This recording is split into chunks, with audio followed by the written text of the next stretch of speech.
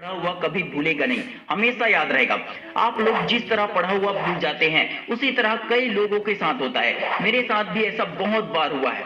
Topper से topper student भी भूल जाते हैं। कई बार टॉपर स्टूडेंट भी एग्जाम के बाद सिर्फ इसलिए पछतावा करते हैं कि अरे यार मैं इतना इंपॉर्टेंट क्वेश्चन भूल गया, अरे यार मेरा 5 नंबर का क्वेश्चन छूट गया। ऐसा होता है। यदि आपको किसी भी चीज को हमेशा के लिए याद रखना है, क्वेश्चन आंसर को, पेपर हो या किसी की बातें हो, तो उसके लिए ज्यादा कुछ नहीं करना होता है। बस कुछ स्टेप्स होते हैं जिन्हें फॉलो करके आप पढ़ा हुआ हमेशा के लिए या फिर ज्यादा लंबे समय के लिए याद रख सकते हैं। 4 ऐसे तरीके बताऊंगा जिससे जल्दी याद होगा और हमेशा के लिए याद रहेगा। नंबर 1, किसी भी बात को दिमाग की गहराई तक याद रखना है ना, तो सबसे पहले एक रियलिटी जान लो कि आप लोग गूगल में या यूट्यूब में कितना कुछ टाइप करते हो, कितना कुछ सर्च करते हो, कितना कुछ देखते, सुनते हो, पढ़ते हो, लेकिन उनमें से आपको कितना याद रहता है? 1%, 2%, 5%? बस। लेकिन क्या आप जानते हैं कि जिस गूगल का इस्तेमाल आप दिनों में कई बार करते हैं, वही गूगल जब अमेरिका में अपनी मीटिंग करता है तो उस मीटिंग में मोबाइल अलाउ नहीं होता है। मोबाइल, लैपटॉप सब बंद, यहाँ तक कि गूगल भी बंद। इसके पीछे का साइंस आपको पता है? गूगल में एक क्लिक करते ही हमें सारी जानकारी, सारी इंफॉर्मेशन एक बार में मिल जाती है। वो सब कहां से आई है? इंटरनेट में ये सारी चीजें पहले से तो नहीं था, और ना ही ये ऑटोमेटिक आया है। इंटरनेट या गूगल में आपको जो भी चीजें मिलती है, वो सारी चीजें इंसानों ने ही तो इंटरनेट में डाला है।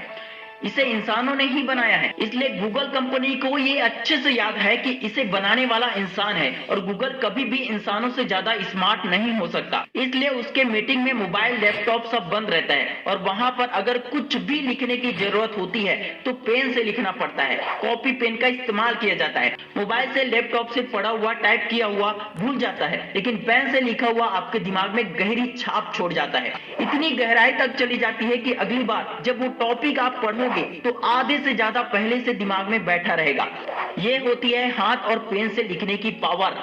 आजकल तो मैंने देखा है कि कई कोचिंग सेंटर में कई टीचर्स अपने क्लास में लिखने ही नहीं देते हैं, और अगर टीचर लिखने को भी कहे तो भी स्टूडेंट नहीं लिखते। स्टूडेंट नोट्स बनाने के बजाय किसी और के नोट्स को फोटोकॉपी करवा लेते हैं या पीडीएफ निकलवा लेते हैं या पीडीएफ से ही पढ़ लेते हैं। ना कोई मेहनत किया, ना एफर्ट लगाया, ना दिमाग का इस्तेमाल किया, बस पका हुआ खा लिया।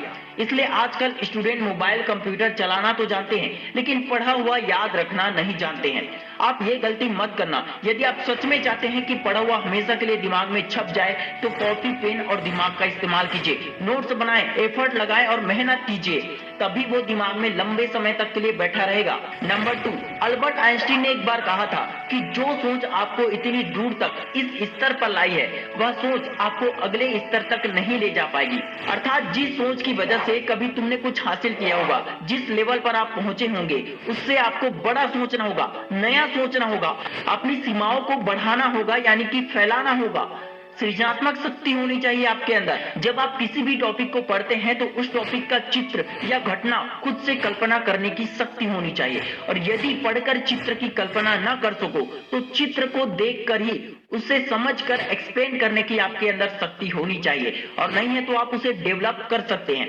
विज्ञान का हर एक आविष्कार कल्पना करने की शक्ति का परिणाम है। जो दुनिया में दिखाई देता है उसके बारे में सभी सोच सकते हैं, पर कई चीजें नहीं होने पर भी यदि उसकी कल्पना की जाए तो उसे कहते हैं सृजनात्मक शक्ति। और जिनके पास सृजनात्मक या कल्पना करने की शक्ति होती है, जैसे Elon Musk, Steve Jobs, Thomas Edison, Einstein, तो ऐसे लोगों को कोई रोक नहीं पाता।